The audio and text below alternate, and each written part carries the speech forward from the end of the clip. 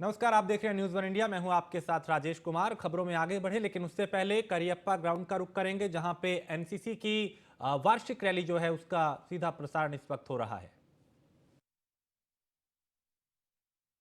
बचाना, NCC cadets हमेशा तैयार रहते हैं।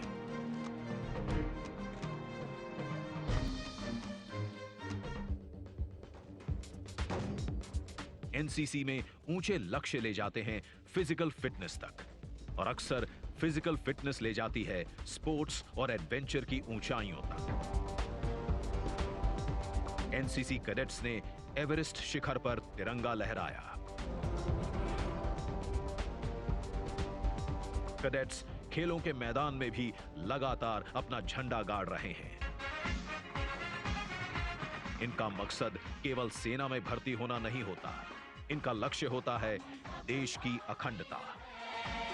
पहाड़ों से लेकर जंगलों तक, गली मोहल्लों से लेकर देश की सरहदों तक, और एनसीसी से जुड़ने से लेकर अंतिम सांस तक। कश्मीर से लेकर अंडमान तक, मणिपुर से कच्छ के रण तक, हर दिशा के एनसीसी कैडेट्स राष्ट्र के लिए एक भाव से आगे बढ़ते हैं और एक भारत श्रेष्ठ भारत को साकार करते हैं।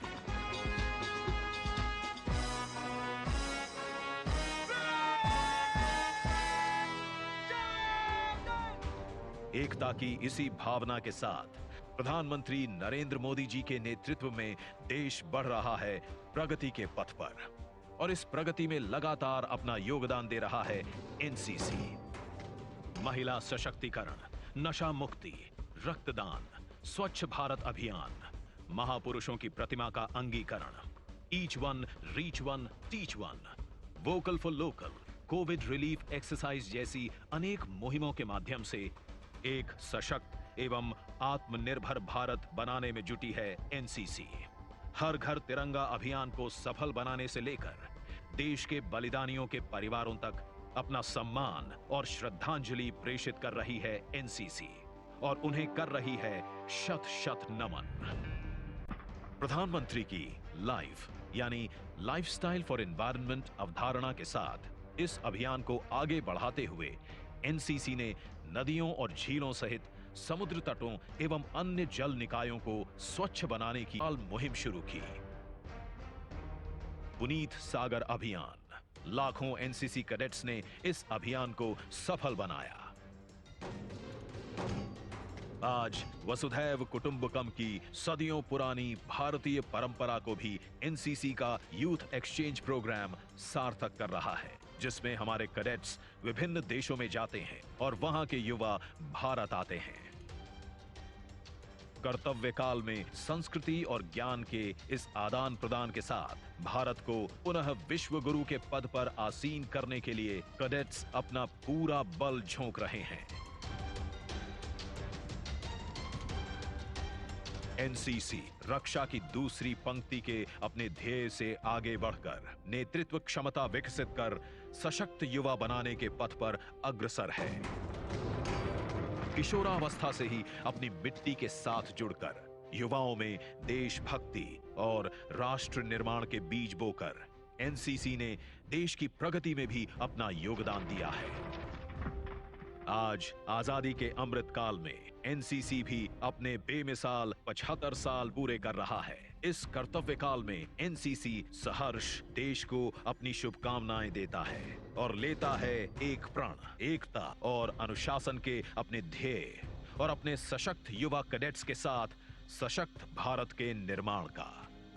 क्योंकि स्वयं एनसीसी कैडेट रहे प्रधानमंत्री नरेंद्र मोदी जी मानते हैं, Once a cadet, always a cadet. जय हिंद।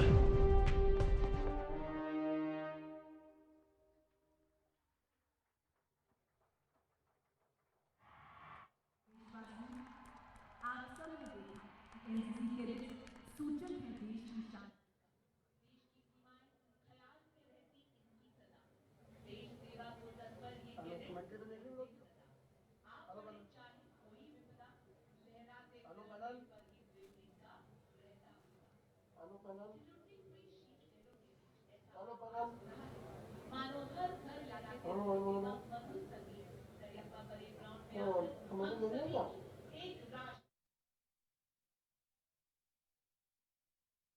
वार्षिक रैली में प्रधानमंत्री नरेंद्र मोदी शामिल हुए हैं और यहाँ पे 19 देशों के 196 अधिकारी समेत कैडेट इस समारोह में मौजूद हैं, शामिल हुए हैं। इसके अलावा करियप्पा ग्राउंड में एनसीसी की ये वार्षिक रैली डायरेक्टरेट और अन्य राज्यों के डायरेक्टरेट के 500 कैडेट्स पूर्वी भारत के मास्क डांस, पश्चिमी भारत के चिरमी डांस, उत्तर भारत के कथक और दक्षिणी भारत के कथकली के माध्यम से आपके समक्ष प्रस्तुत करने जा रहे हैं।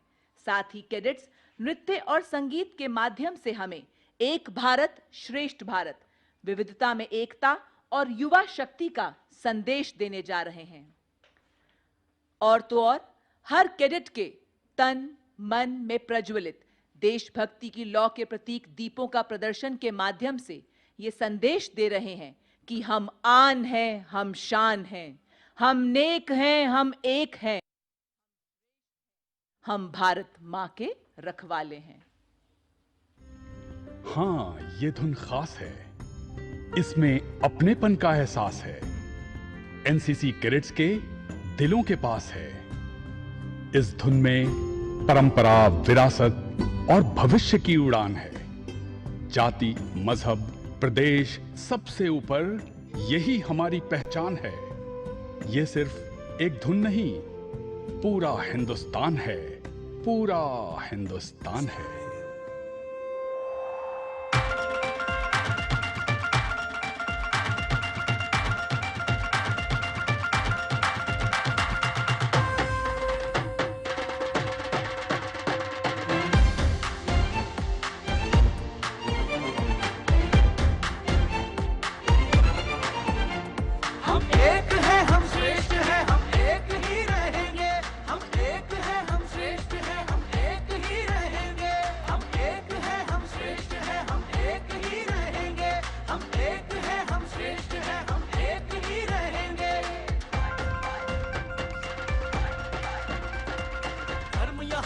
अलग अलग भाषाएं भांति भांति की,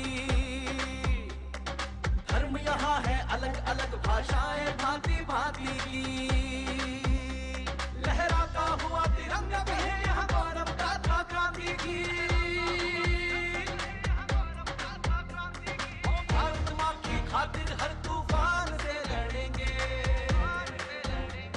वो भारत माँ की खातिर हर तूफान से लड़ेंगे।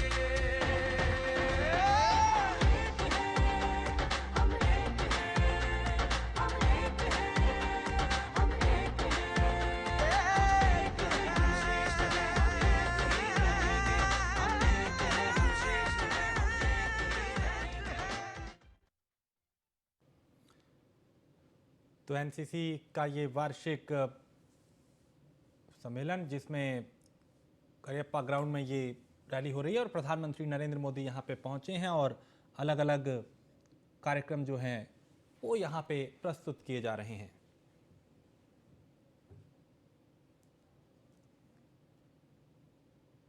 आगे बढ़ते हैं। प्रधानमंत्री नरेंद्र मोदी आज राजस्थान के भीलवाड़ा पहुंचे, जहां प्रधानमंत्री ने मालासेरी मंदिर पहुंच के भगवान देवनारायण की पूजा की। साथ ही असीत विधानसभा क्षेत्र के मालासेरी गांव में श्री देवनारायण की अवतरण दिवस समारोह को संबोधित किया और उन्होंने कहा कि भगवान देवनारायण ने जो रास्ता दिखाया वो विकास का रास्ता है। आज देश उसी राह पे चल रहा है जो उपेक्षित रहा है, वंचित रहा है। आज देश उनको लेकर चल रहा है।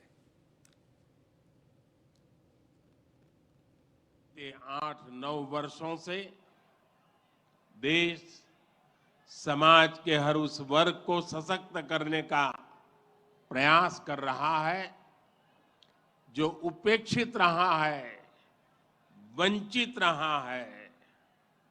वंचितों को वरीयता, इस मंत्र को लेकर के हम चल रहे हैं। आप याद करिए, राशन मिलेगा या नहीं, कितना मिलेगा, ये गरीब की कितनी बड़ी चिंता होती थी। आज हर लाभार्थी को पूरा राशन मिल रहा है, मुफ्त मिल रहा है। बीते 3.5 वर्षों के भीतर देश में जो प्रयास हुए हैं उसकी वजह से अब 11 करोड़ से ज्यादा परिवारों तक पाइप से पानी पहुंच चुक लगा है। सिंचाई की पारंपरिक योजनाओं का विस्तार हो या फिर नई तकनीक के सिंचाई, किसान को आज हर संभव मदद दी जा रही है। छोटा किसान जो कभी सरकारी मदद के लिए तरसता था, उसे भी पहली बार पीएम किसान सम्मान निधि से सीधी मदद मिल रही है। यहां राजस्थान में भी किसानों को पीएम किसान सम्मान निधि के तहत 15,000 करोड़ रुपए से अधिक सीधे उनके बैंक खातों में भेजे गए हैं। साथियों, भगवान देवनारायण ने गौ सेवा को समाज सेवा का, समाज के सशक्तिकरण का माध्यम बनाया था। देश में करोड़ों पशुओं के मुफ्त टीकाकरण का बहुत बड़ा अभियान चल रहा है। देश में पहली बार गौ कल्याण के लिए राष्ट्रीय कामधेनु आयोग बनाया गया है। राष्ट्रीय गोकुल मिशन से वैज्ञानिक तरीकों से पशुपालन को प्रोत्साहित करने पर बल दिया जा रहा है। पशुधन हमारी परंपरा, हमारी आस्था का ही नहीं, बल्कि हमारे ग्रामीण अर्थतंत्र का भी मजबूत हिस्सा है। बीते 8-9 वर्ष राजस्थान में गुर्जर वोटों को साधने के लिए कांग्रेस बीजेपी ने कोशिश तेज कर दी है। प्रधानमंत्री नरेंद्र मोदी के राजस्थान दौरे से पहले गहलोत सरकार ने बड़ा दांव खेलते हुए देवनारायण जयंती पर शनिवार को सार्वजनिक अवकाश का ऐलान किया। इसके साथ ही एमबीसी आरक्षण को नवी अनुसूची में शामिल करने की मांग कर गेंद केंद्र सरकार और बीजेपी के पाले में डाल दी।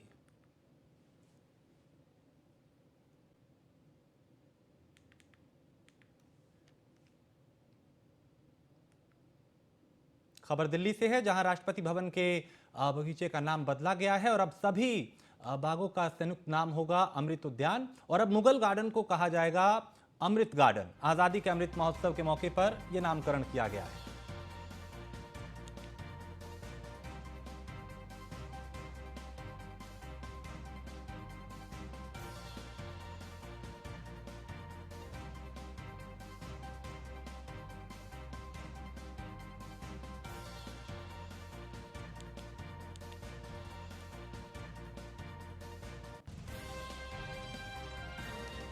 तो मुगल गार्डन को अमृत गार्डन कहा जाएगा और आजादी के अमृत महोत्सव के मौके पर यह नामकरण किया गया है।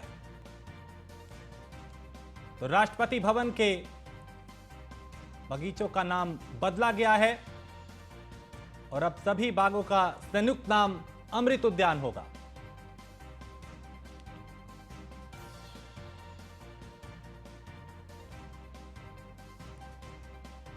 तो आजादी के अमृत महोत्सव के मौके पर यह नामकरण किया गया और कई सड़कों का, कई जगहों का, कई रेलवे स्टेशन के नाम पिछले कई दिनों में बदले गए और अब मुगल गार्डन का नाम भी बदला गया है। अमृत उद्यान के नाम से अब मुगल गार्डन जाना जाएगा।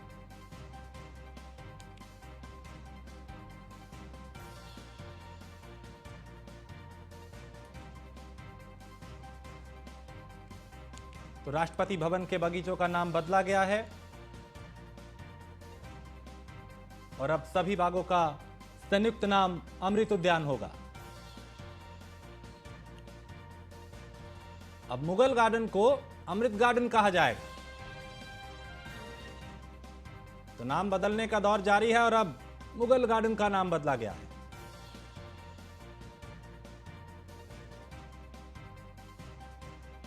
राष्ट्रपति भवन के बगीचों के नाम बदले जा चुके हैं और इस वक्त आप देखिए बोर्ड बदला जा रहा है। अमृत उद्यान जो है वो इसको कर दिया गया है और यहाँ पे अभी जो बोर्ड है वो भी बदला जा रहा है। और यहाँ पे आप देखेंगे कि किस तरीके से लगातार मुगल गार्डन के नाम को बदलने की जो कवायद है वो चल रही थी, लगातार सवाल उठाए जा रहे थे और कई लोगों की मांगे भी थी। तो अब जो राष्ट्रपति भवन के बगीचों का जो नाम है वो अमृत उद्यान के नाम से जाना जाएगा और पूरी जो तैयारी है वो कर ली गई है, क्योंकि जिस तरीके से अगर हम बात करें तो इस मुगल गार्डन का नाम जब चेंज किया गया तब अब अमृत उद्यान के नाम से जाना जाएगा। और इस अमृत उद्यान में तमाम तरीके की फूलों की जो प्रजातियां हैं वो देखने को मिलेगी और आम जनता के लिए भी इसको अब खोला जाएगा। तो निश्चित रूप से जो निशानी है, चाहे अंग्रेजों की बात करें या मुगलों की बात करें, उसको मिटाने का जो एक प्रयास है कहीं ना कहीं भारत सरकार की ओर से किया जा रहा है। और इसी कड़ी में मुगल गार्डन का नाम बदलकर अमृत उद्यान कर दिया गया है। वीडियो अनिस के साथ पीयूष तिवारी।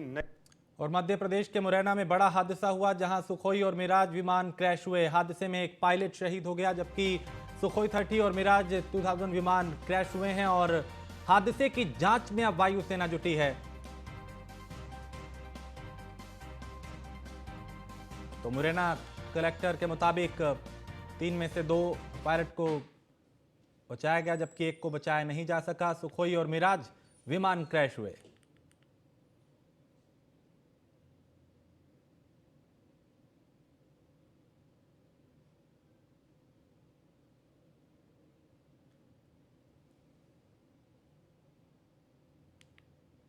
तो आज एक बड़ा हादसा ये हुआ, सिंगल इंजन फाइटर प्लेन विमान, और विमान का वजन 7500 किलो उठाने में सक्षम मिराज 2000 की अगर बात करें, और कई खासियत के साथ लैस ये विमान आज हादसे का शिकार हुआ। 59,000 फीट की ऊंचाई तक उड़ने की क्षमता, 125 राउंड गोलियां प्रति मिनट दागने की क्षमता। और सुखोई 30 की बात करें तो 4थी पीढ़ी का ये फाइटर जेट है और 2 सीटों वाला ये मल्टी रोल फाइटर जेट है, दुनिया के सक्षम लड़ाकू विमानों में से एक।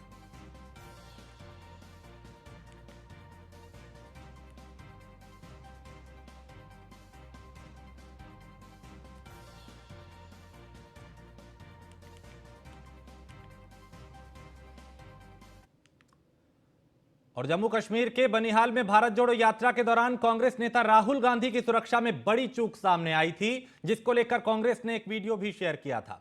वहीं अब कांग्रेस अध्यक्ष मल्लिकार्जुन खड़गे ने सुरक्षा में चूक के मुद्दे को लेकर गृह मंत्री अमित शाह को खत लिखा है। उन्होंने इस पत्र में सुरक्षा बढ़ाने को लेकर मांग की है। उनका कहना है कि आने वाले दिनों में बड़ी तादाद में लोग भारत जोड़ो यात्रा का हिस्सा बनने वाले हैं। ऐसे में उनकी मांग है कि केंद्र व्यक्तिगत रूप से इस मामले में हस्तक्षेप करे।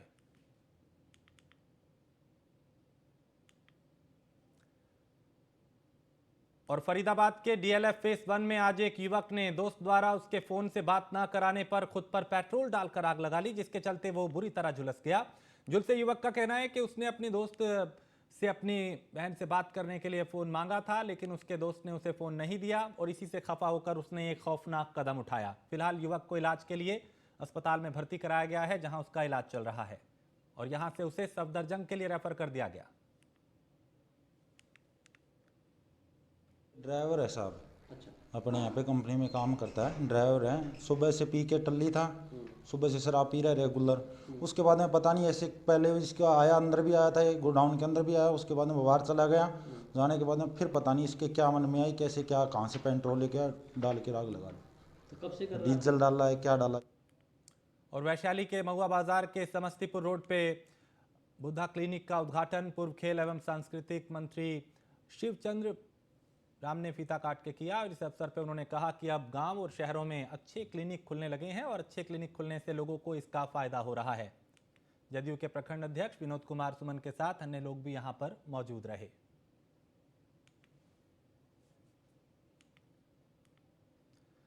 पटना में दबंगों के हौसले बुलंद हैं, जहां बिहटा थाना क्षेत्र के कन्होली गांव के कोदई टोला में दबंगों ने घर में घुस के अरुण नाम के एक युवक के साथ मारपीट की। मारपीट में दंपति समेत 6 लोग घायल हुए। घटना की सूचना पुलिस को दी गई। अब मौके पर पहुंची पुलिस मामले की जांच कर रही है।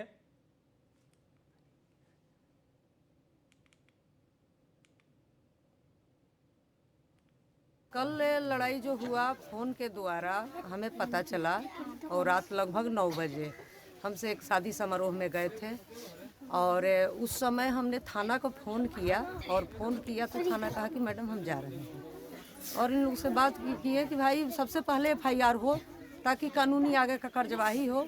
ये भाकपा माले का जांच टीम जो है सुना है को भाकपा माले का टोला कहा जाता था, लेकिन बीच के दौर में ये पूंजीवादी व्यवस्था और आपस में थोड़ा फूटने के कारण ऐसे लोगों का मनोबल बढ़ते जा रहा है। आए दिन प्रमोद सिंह का काम है लोगों को पैसा सूद पर चलाना, जो कि कोई इनका लाइसेंस नहीं है। मांग मांगना चाहते हैं सर कि मेरे क्षति हुआ है सर, उसका सजा होना चाहिए सर, ठीक है सर, क्योंकि उसका और भी मन न भर सके किसी चमार के ऊपर दूसरा करने के लिए। ये उनके कहना में का सब चमार को मारेंगे सर, ठीक है सर। ये हम यहाँ पर नहीं, हम कोर्ट में चाहे कहीं भी गवाही दे सकते हैं सर। मामला था सर कि उनके घर में काम करने गए सर, मेरा मशीन ख़राब हो गया, उनके से पैसा मांगे सर, तो मशीन मेरा ख़राब हो गया सर, पैसा दीजिए।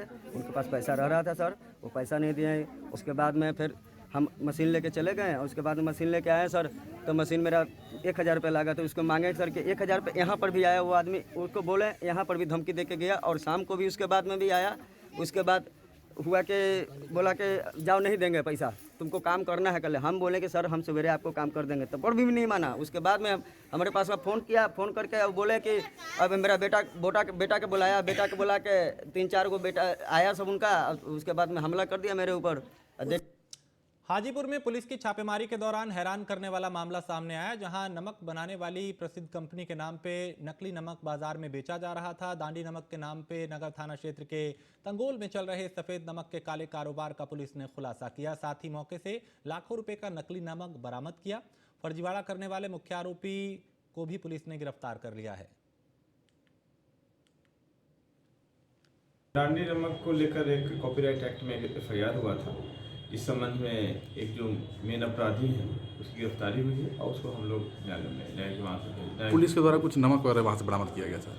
हाँ, नमक बरामद किया गया है और उसी के आधार पर ही FIR हुआ था। औरंगाबाद विभाग शिक्षक निर्वाचन क्षेत्र में वंचित बहुजन अघाड़ी के आधिकारिक उम्मीदवार कालिदास माने के प्रचार के लिए पहुंचे। प्रकाश उर्फ बाला साहेब अम्बेडकर ने लातूर में प्रेस कॉन्फ्रेंस की। उन्होंने कहा कि अगर देश में लोकतंत्र को बचाना और तानाशाही को रोकना है तो सभी को सहाना होगा। संजय राउत की सलाह पे प्रकाश अम्बेडकर ने कहा कि अगर उद्धव ठाकरे ने इस बारे में बात करते हुए ये सलाह दी होती तो मैं इसे मान लेता। शिक्षक हा इफेक्ट होणार आहे आणि त्याला त्याचा भोगावा लागणार आहे अशी असणारी परिस्थिती आहे। दुसऱ्या बाजूला जो ग्रॅज्युएट मतदार आहे त्यांनी सुद्धा हा अनुभव घेतलेला आहे की अचानक बदल झाल्यानंतर आपल्यामध्ये काय। और इसी के साथ इस बुलेटिन में फिलहाल इतना ही। आप बने रहिए न्यूज़ 1 इंडिया के साथ।